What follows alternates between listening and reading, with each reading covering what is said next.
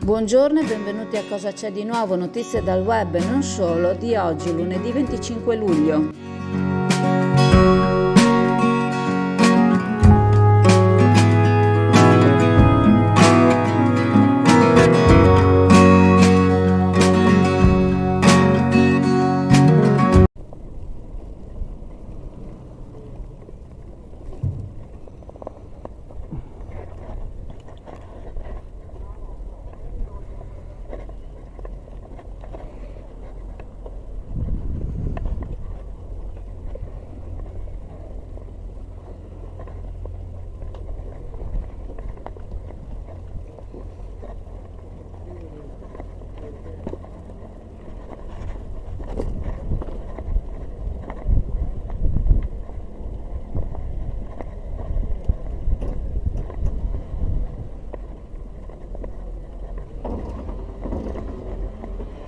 Ciao, ciao.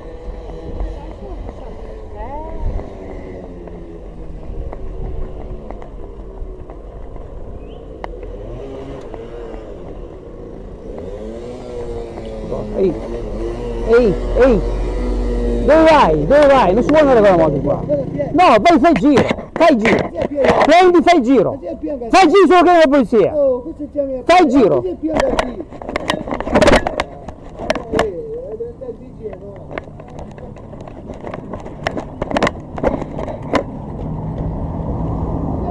Fai il giro con la moto!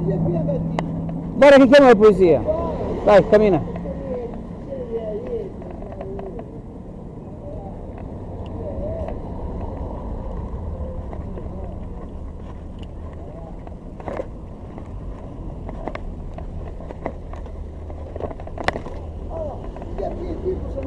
Non si passa con le moto! C'è il cartello! C'è scritto che si può andare con la bici! A mano, si può andare con la bici a mano! Va bene, dai, adesso un po' di Ciao!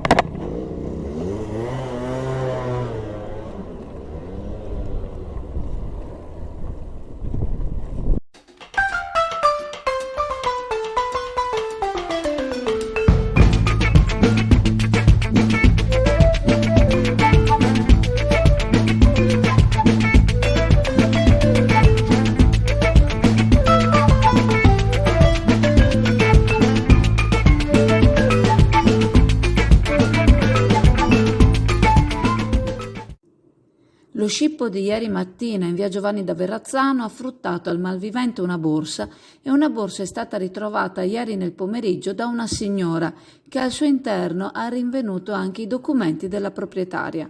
Il ritrovamento è avvenuto in via Niccolò Zeno, parallela alla via Giovanni da Verrazzano dove lo scippo è avvenuto, e la borsa, presumibilmente scippata, è stata trovata dai figli della signora che stavano portando a spasso il cane.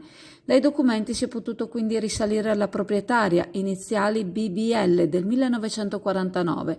Oltre ai documenti è stato recuperato anche un mazzo di chiavi. La signora che ha ritrovato la borsa si è messa quindi in contatto con i carabinieri del comando locale a cui ha fatto avere il tutto. Dopo l'avvenuto scippo c'è chi ha riconosciuto l'autore facendo regolare denuncia, l'ennesima che pende sul capo di questo tizio che gira impunito a fare danni.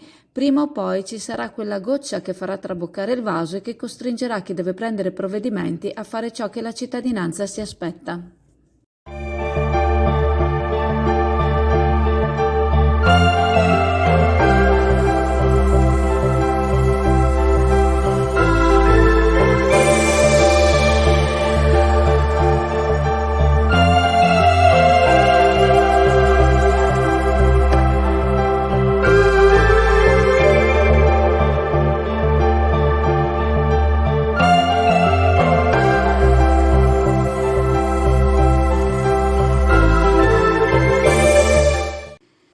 A Chioggia sono in molti che si spostano nel territorio in auto, ma sembrano essere molti di più coloro che si spostano in bicicletta elettrica o muscolare e in moto.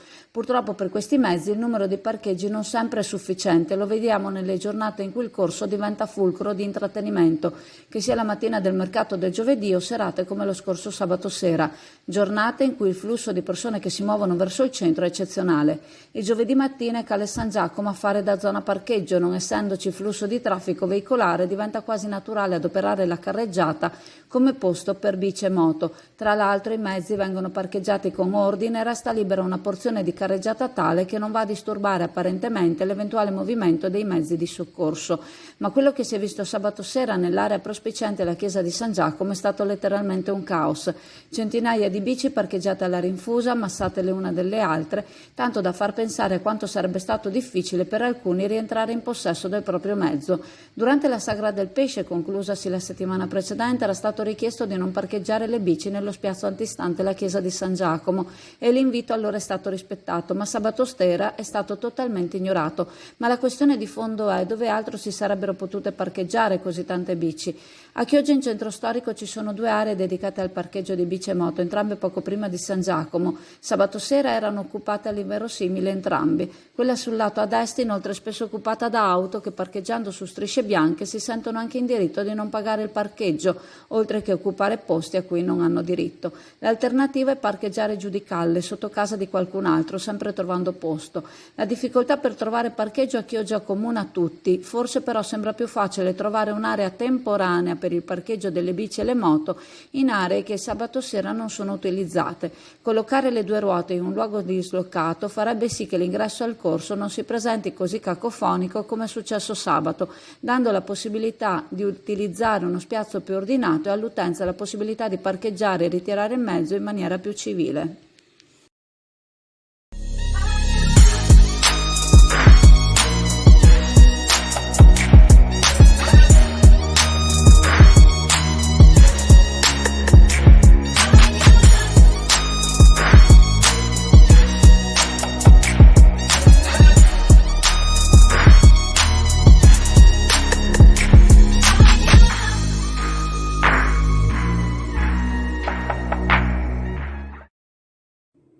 Anche quella di ieri in Veneto è stata una giornata preoccupante sul fronte incendi, con la necessità di fare interventi alla Mon, Fumane e Bibbione.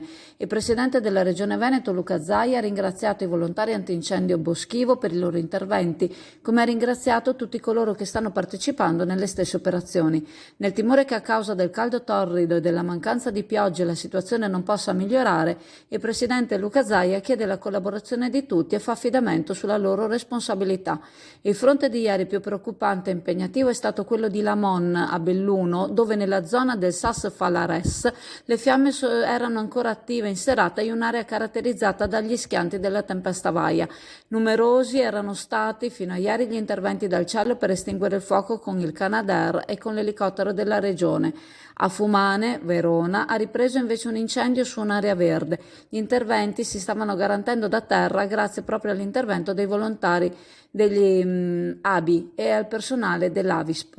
A Bibbione, invece, provincia di Venezia, sono state domate alcune fiamme libere che si erano sviluppate su un'area di diversi metri quadrati.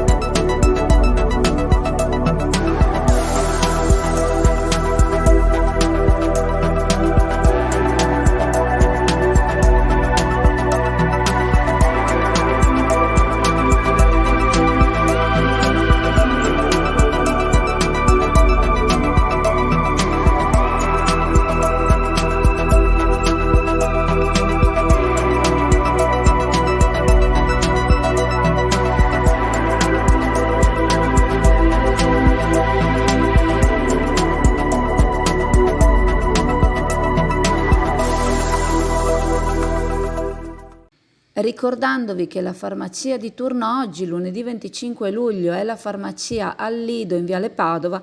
Vi saluto, vi ringrazio e se volete ci vediamo in negozio alla Cartoleria Pegaso a Borgo San Giovanni. Ciao a tutti!